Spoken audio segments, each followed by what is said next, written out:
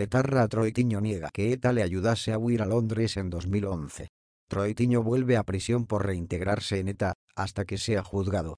El 13 de abril de 2011, un error grosero de la Audiencia Nacional dejaba en libertad a Antonio Troitiño, un sanguinario terrorista con 22 asesinatos a sus espaldas y uno de los símbolos de ETA.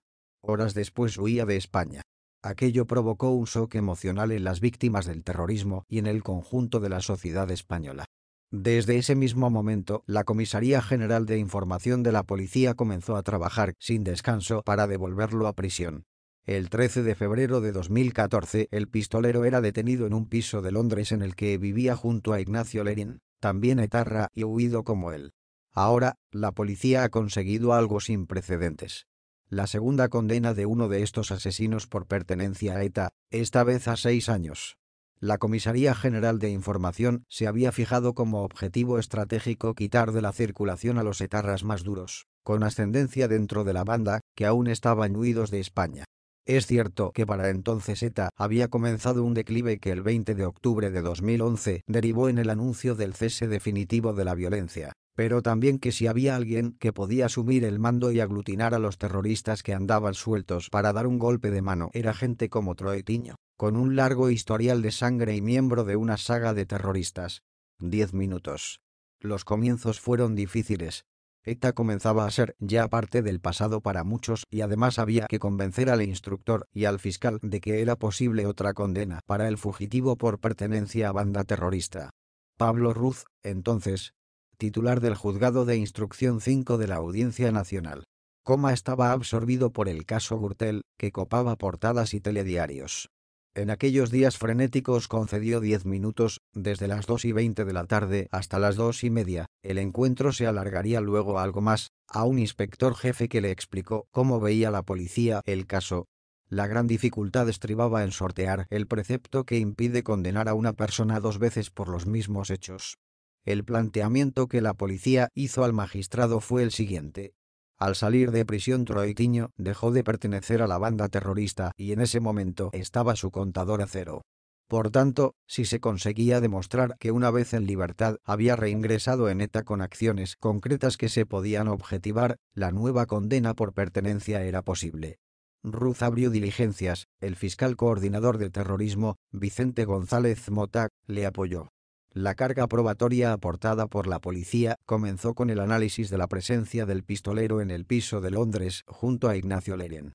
Lo primero que llama la atención es que se trata de individuos separados por generaciones y ámbito geográfico, por lo que nunca pudieron coincidir antes.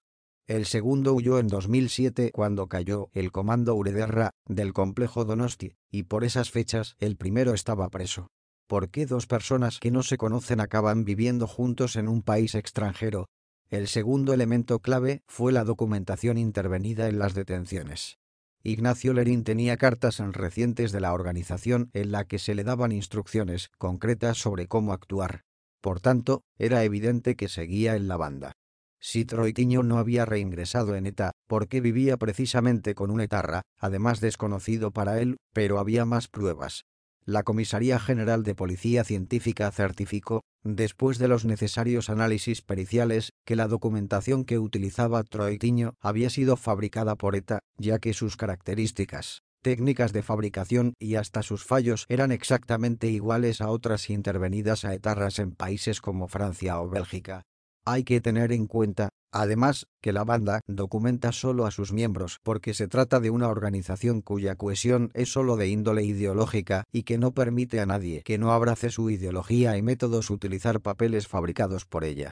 No solo eso, los documentos de identidad mejor falsificados, en los que incluso coincide con los originales la fecha de emisión del documento y el equipo que lo expidió, son de muy corta circulación y se reservan a militantes muy cualificados. Antonio Troitiño tenía en Londres uno de ellos.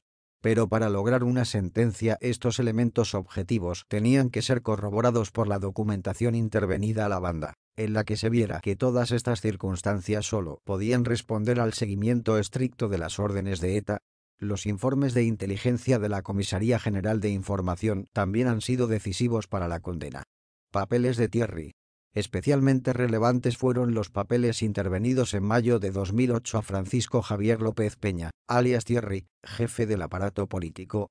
En ello se comprueba que la banda ya había comenzado a dar pasos para hacer realidad la decisión tomada en 2007 de modificar la estructura y funcionamiento del aparato de control de sus refugiados, dependiente del aparato político. Para ello creó un nuevo órgano dependiente del anterior, que llamó IESCO. Su núcleo directivo está en el País Vasco francés. En cada zona geográfica donde hay etarras hay un enlace que tiene contacto con IESCO, y este se comunica con la dirección de ETA. Esta decide quién se marcha o no a un tercer país, a cuál concretamente, y qué debe hacer allí. El refugiado debe mantenerse siempre bajo la disciplina de la organización. Así se ha comprobado en otros casos y así sucedió con Troitiño. Necesariamente tras su huida entró en contacto con ETA, a la que explicó su situación. Luego pasó a manos del aparato de acogida, bajo cuya protección envió sus fotografías a la dirección para que le proporcionara documentación falsa de calidad. Recibió instrucciones de ir a vivir a Londres con Lerin y que como él trabajara para pasar inadvertido. El que la dirección le proporcionara un lazarillo, su compañero ya hablaba inglés y tenía experiencia en el país, demuestra hasta qué punto el asesino era importante para la organización. El 28 de abril del año pasado, tras múltiples recursos y vicisitudes, el Tribunal Superior de Londres accedía a la extradición del terrorista a España por su reingreso en ETA. El 5 de mayo llegaba a España y era inmediatamente encarcelado a la espera de juicio. El 17 de marzo pasado era condenado.